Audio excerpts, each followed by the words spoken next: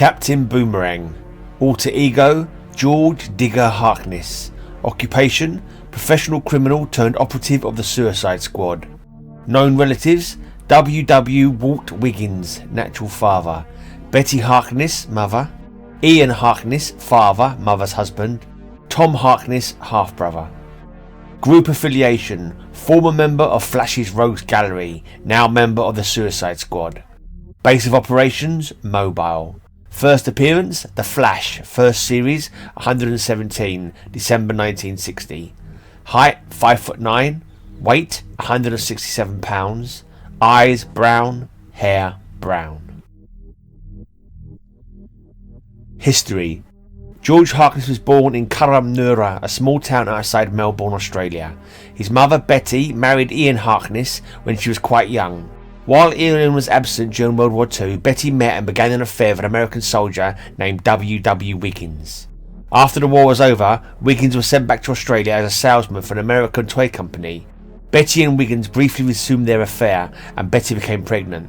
Their son was named George Harkness, and he was brought up to believe that Ian Harkness was his father, since Wiggins refused Betty's request to go back to the US with him. Ian, however, knew the truth about Betty's affair and always resented George.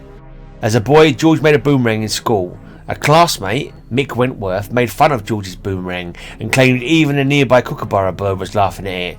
Enraged, George hurled the boomerang at the bird, killing it. George and Mick were both impressed by this brutal feat and became best friends. They often got in trouble with the law for minor crimes and accumulated lengthy records as juvenile offenders. When both boys were 18, they stole some cigars from a general store. In making their escape, George knocked down a pursuing policeman with his boomerang.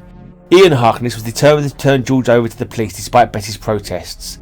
When Ian struck her, the furious George knocked him unconscious.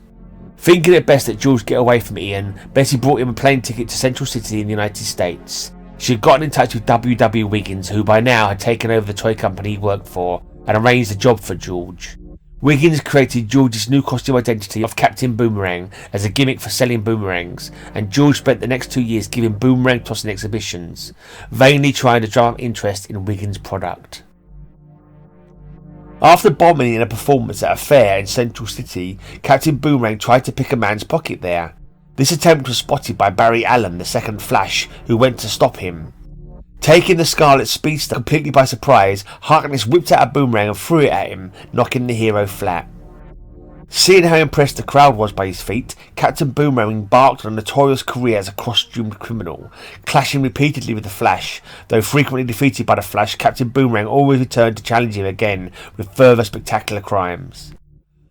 After the second Flash died in action, Boomerang was given the chance to join the newly revived Suicide Squad, a then-secret US government operation that employed convicted supercriminals on dangerous missions.